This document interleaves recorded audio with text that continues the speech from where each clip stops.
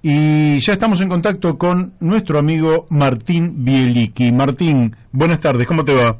Buenas tardes, ¿cómo andás, Mario? Bien, bien, aquí acompañado con Daniel de Abrantes y Daniel Pérez, así que probablemente cualquiera de los tres te haremos algunas preguntas. Pero la invitación para el día de hoy tiene que ver con, en primer lugar, un dato que es que vos sos casi un especialista en el tema China, porque has vivido allí durante, creo que casi 8 años. 8 años, sí. 8 años, lo cual evidentemente tenés un conocimiento superior a casi todos los argentinos.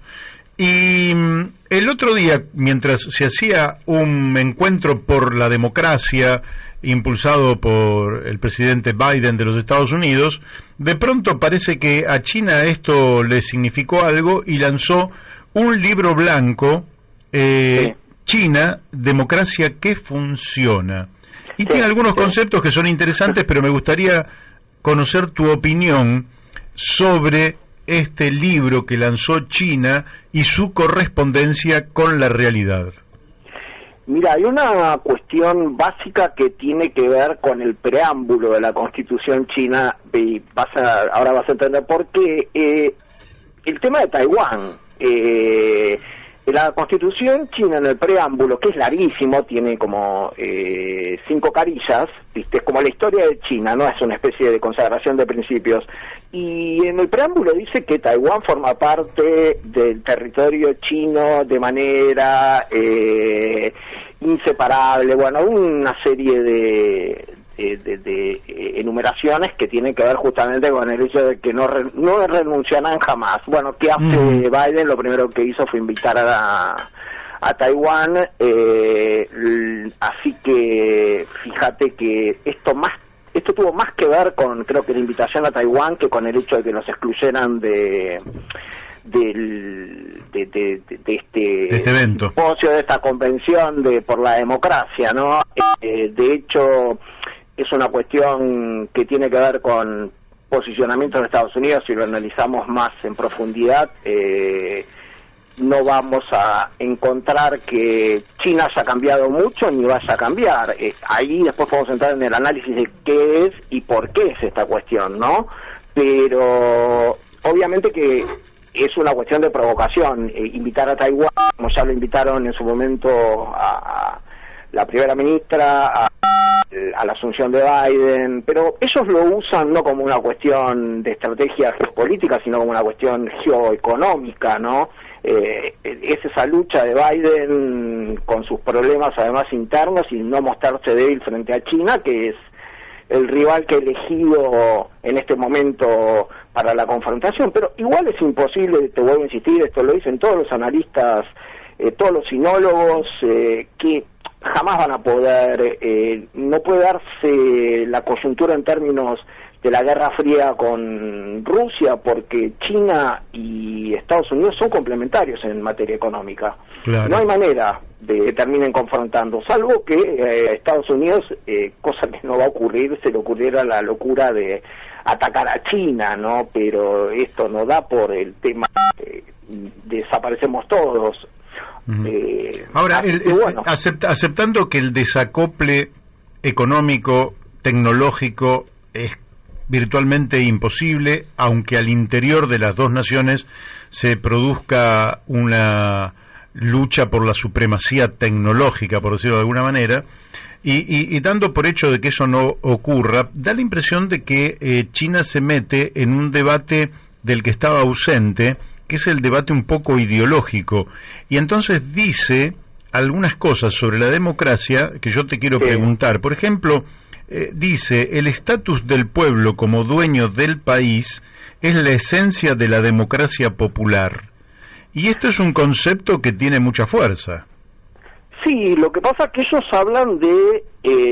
mira, si vos lees la Constitución china, del artículo 31 al 34, está la consagración de los derechos. Por ejemplo, dice, todo ciudadano mayor de 18 años tiene derecho a elegir y a ser elegido y a manifestarse, salvo que por alguna cuestión más o menos el gobierno o haya violado alguna de las normas, y después tiene el derecho a manifestarse.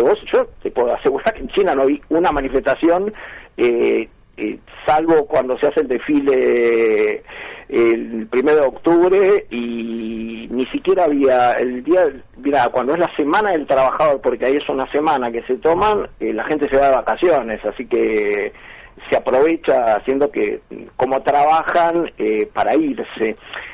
Obviamente que es toda una forma de declamación. Ahora, eso es lo que sí tienen muy en claro, y lo que establecen, y lo dice sobre todo un ideólogo más fuerte que tiene el partido, que no es miembro del partido, sino es un politólogo que se llama Chan Weiwei.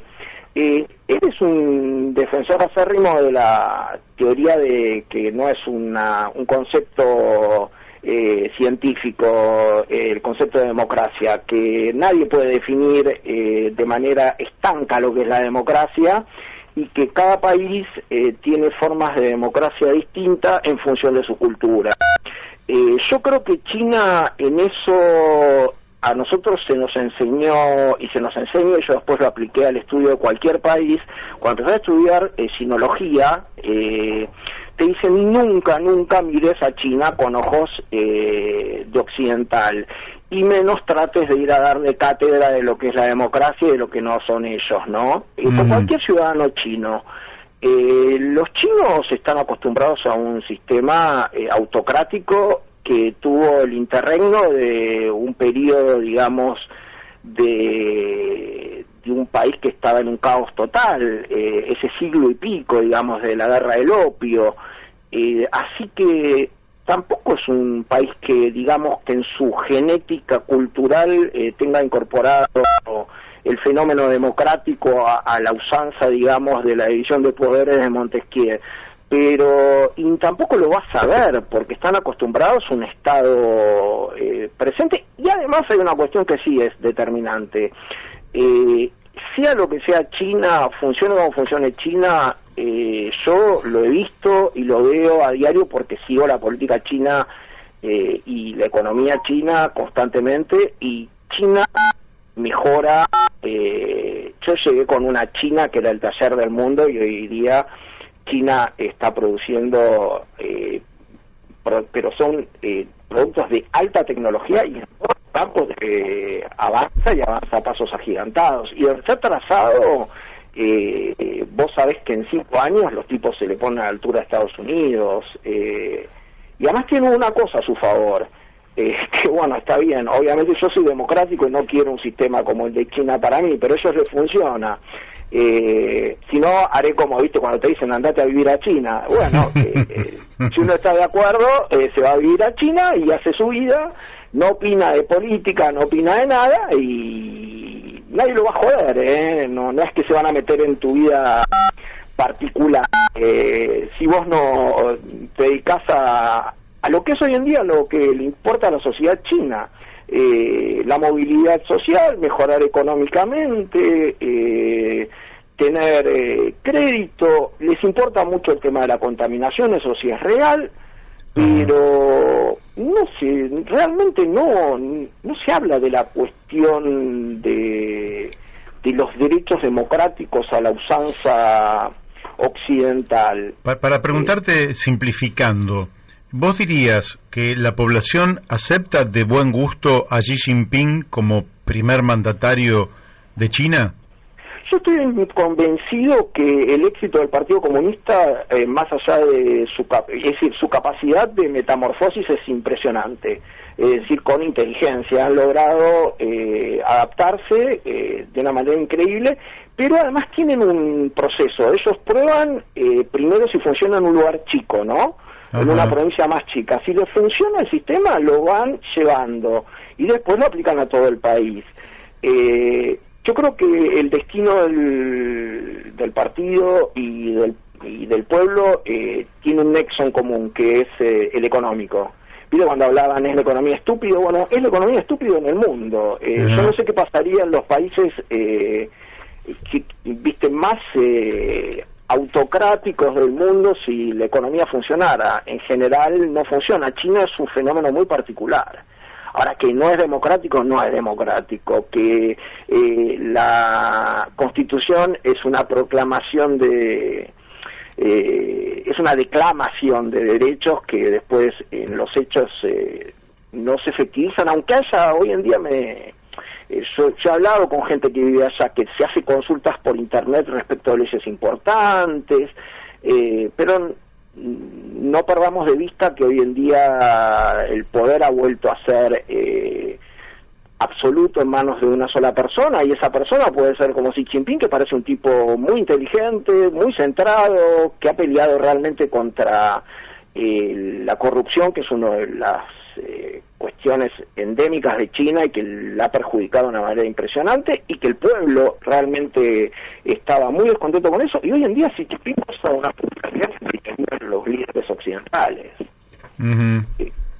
¿Pero por qué? Porque les va bien económicamente, por eso todas estas modificaciones, viste, que se fueron dando, que han ralentizado todo el proceso de crecimiento de China, más allá de que económicamente no puedes crecer esa tasa y después, viste, te amesetas, pero también hay modificaciones que tienen que ver con que China, si vos ves el Producto Bruto Interno, yo alguna vez ya te lo dije, China figura segundo en el mundo. Ahora, si aplicás el coeficiente de Gini, es 92, o sea, hay una desproporción total, y lo sabe el gobierno y está trabajando sobre eso, porque no se sostiene sino el sistema, porque la gente, vos sabés, como decía Deng Xiaoping, abrís la boca, te puede entrar el aire fresco y te entran moscas también, ¿viste? Pero cuando la gente se acostumbra al aire fresco, quiere mucho aire fresco y más aire fresco, entonces no te podés quedar en eso. Claro. No, ahí sí van a empezar a reclamar y va a haber problemas en esta sociedad que digamos, el opio es la cuestión material y del exhibicionismo. No es una sociedad como a la vieja usanza lo era, o como eran los padres de estas nuevas generaciones, o como siguen siendo quizás los japoneses. El chino es muy exhibicionista, las nuevas generaciones, ¿no? Están muy influenciadas. Entonces, bueno, esto tiene mucho que ver. A mí me llamó mucho la atención cuando llegué a China, y pensé, eso fue en el 2004 al 2012. Imagínate que es una eternidad en los cambios que se han dado en todo.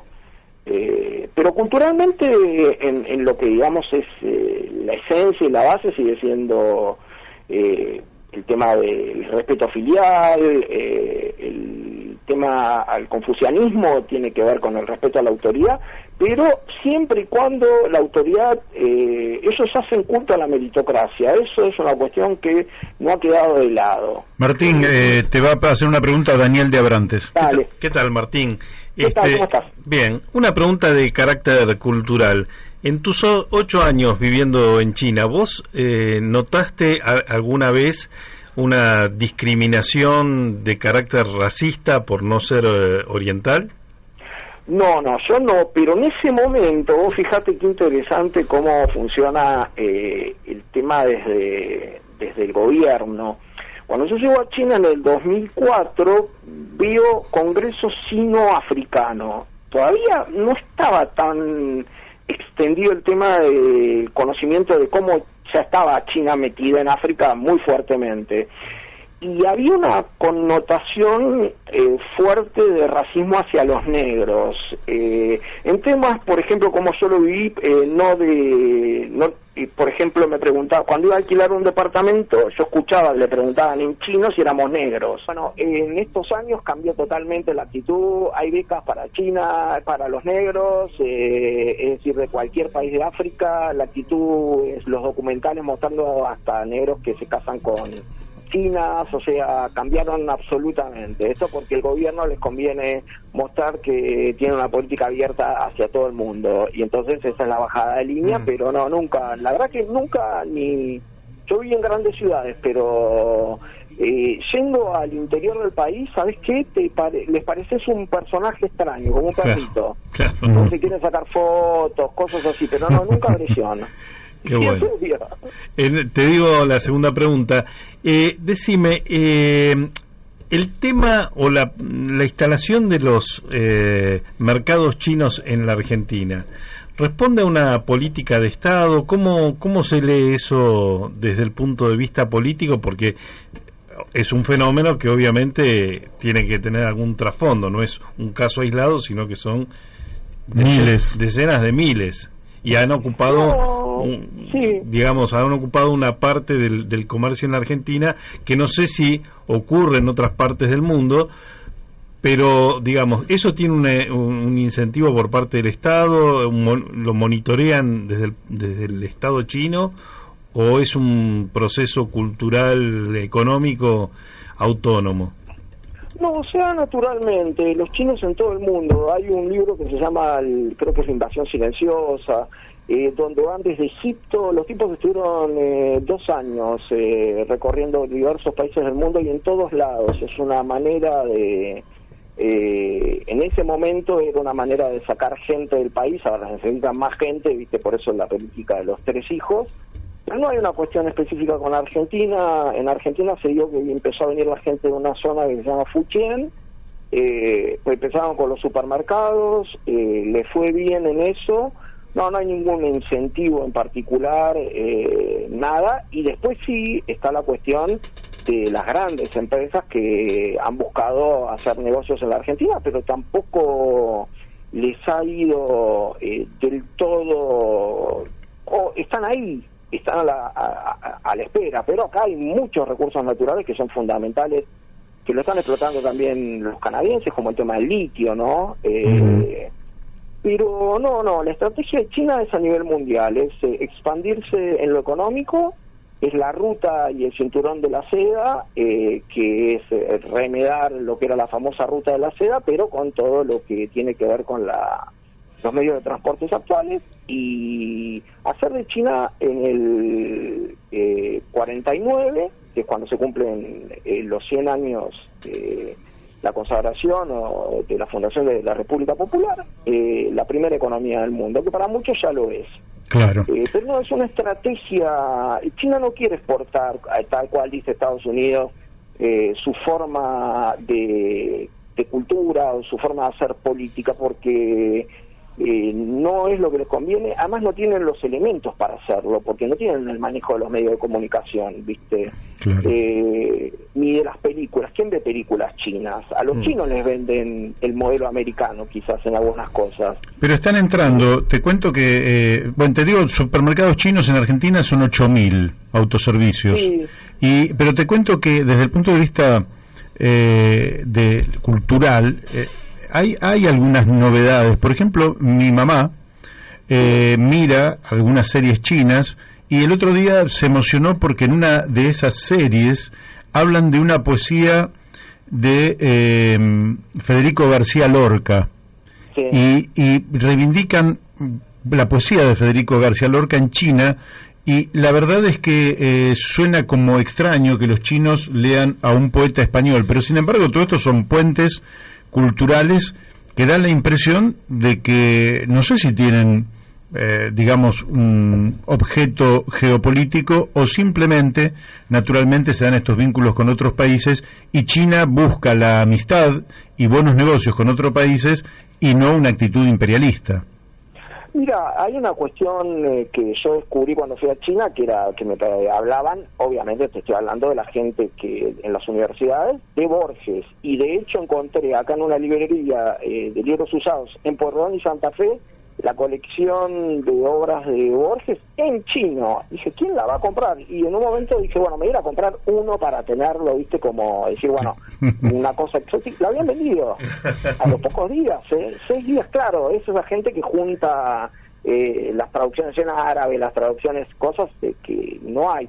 Así que sí, no, conocen incluso el tema.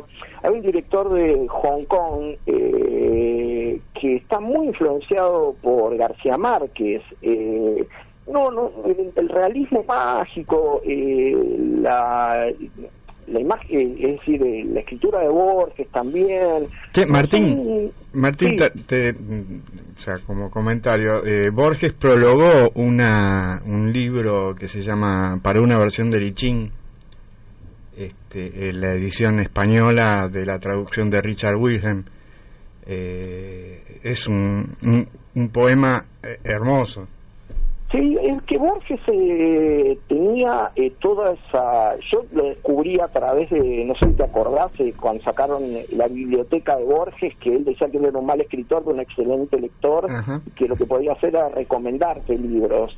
Y ahí descubrí el tema, por ejemplo, de las cosas de Borges con todo lo que era la mitología escandinava. Un conocimiento impresionante, ¿no? Así que no... ¿Y vos dirías que los chinos con nosotros se vinculan más por Borges o por Maradona y Messi? No, se vinculan por Ginóbili, Messi, Maradona. Yo he visto la foto de Tevez en lo que sería Florida de Beijing, cuando Tevez estaba, bueno, era cara de Nike. No, el fútbol es impresionante para acercarse a todo el mundo, y el básquet también, porque ellos son malos al fútbol y malos al básquet, pero les encanta. Por eso es un negocio fabuloso el tema del fútbol, pero no logran levantarlo. Me parece que hay una cuestión genética con los chicos. Martín, volviendo al origen, y ya se me fue el tiempo, así que tenemos un minutito. ¿Vos dirías que China no tiene una democracia republicana? Eso está absolutamente claro. Sí, no siguen los lineamientos de la división de poderes que se ha extendido en Occidente durante los últimos 2 siglos. Ahora, a su modo, ellos perciben que su gobierno responde al interés colectivo del pueblo, que en definitiva es un gobierno del pueblo, por el pueblo y para el pueblo, ¿o no? Sí, ahora más que nunca, porque a pesar de, es decir, con el fenómeno de este crecimiento desmedido que se dio, obviamente que hay sectores que quedaron muy relegados, pero no existe, por ejemplo, la pobreza extrema en China. La terminó en el 2019, la erradicaron.